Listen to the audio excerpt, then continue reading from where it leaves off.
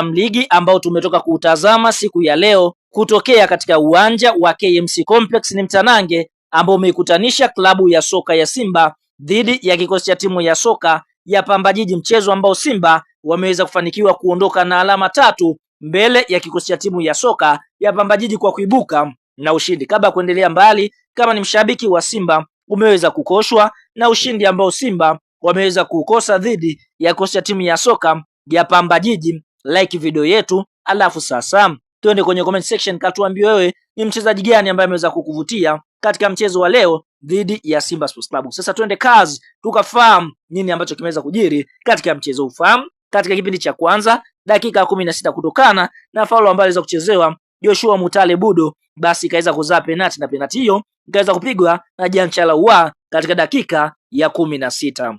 Lakini tunashuhudia Simba katika kipindi hiko cha kwanza wakaendelea kufanya msako katika lango la klabu ya soka ya Pamba Jiji. Katika dakika 36 Joshua Mutale ambaye alisababisha penalti akaweza kusababisha faulo ambayo ikaweza kupigwa na Jean Charles Ahoua na kuweza kuiandikia klabu ya soka ya Simba bao la pili, na mpaka mwamuzi wakati anavuliza kipenga chake kuashiria half time Simba walikuwa kifua mbele kwa mabao 2-0. Katika kipindi cha pili Simba Sports Club wakarejea kuendelea kulisakama lango la klabu ya soka ya Pamba Jiji. Tunashuhudia katika dakika 48 kupitia kwa cross ambayo imeweza kupigwa na Elim Panzu Kibisawala, basi Jean Charles Ahoua akaweza kuiandikia klabu ya soka ya Simba bao la 3, yani hat-trick ambayo ameweza kuipata siku ya leo katika mchezo huu na kufikisha mabao 15 katika ligi kuu ya NBC, yani ndiye top scorer ama mfungaji bora mpaka sasa ligi kuu ya NBC, na Simba wakaendelea kulisakama lango la klabu ya soka ya Pamba Jiji katika dakika 80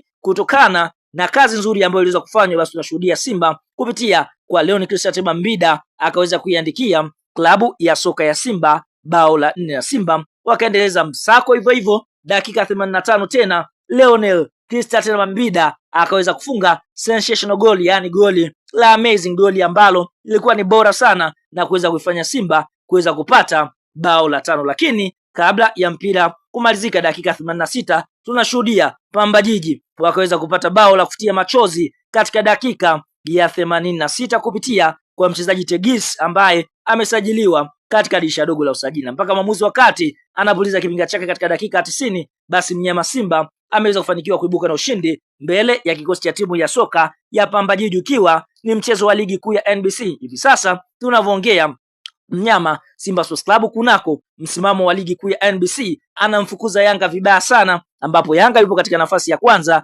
akiwa amecheza michezo 26 ana alama 70 katika nafasi ya kwanza, huku mnyama Simba yeye katika nafasi ya pili amecheza michezo 25 katika michezo yake 25 Simba Sports Club ana alama 66. Kwa Simba amebakia na kiporo kimoja dhidi ya KMC, mchezo ambao atakwenda kucheza siku ya Jumapili.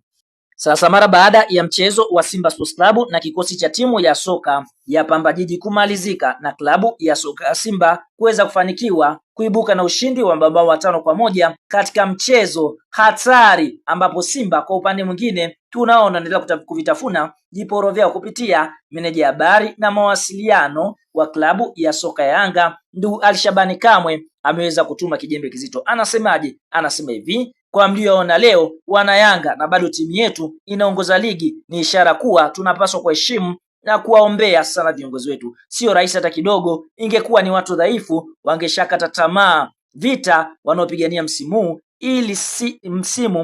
ili sisi tupate furaha ni kubwa sana. Mwenyezi Mungu aendelee kuwapa nguvu, ujasiri na subra ya kuendelea kupambana mpaka mwisho, inshallah. Tuseme amen wananchi wenzangu. Huyo ndio Ali Shabani Kamwe akituma kijembe kizito kwa wekundu wa Msimbazi mara baada ya kufanikiwa kuibuka na ushindi wa mabao 5-0, akimaanisha kwamba viongozi wanapambana. Ikumbukwe Simba walipewa mkwaju wa penati. Je, ile ni penati halali ama si halali? Bila kusahau kwa upande mwingine anaamini klabu ya soka ya Simba inapendelewa. Kwa hiyo kwa sasa Simba wanapigana uwanjani, wanapigana na nje ya uwanja. Kwa hiyo viongozi wa Yanga wapewe heshima kwa mujibu wa ndugu Ali Shabani Kamwe.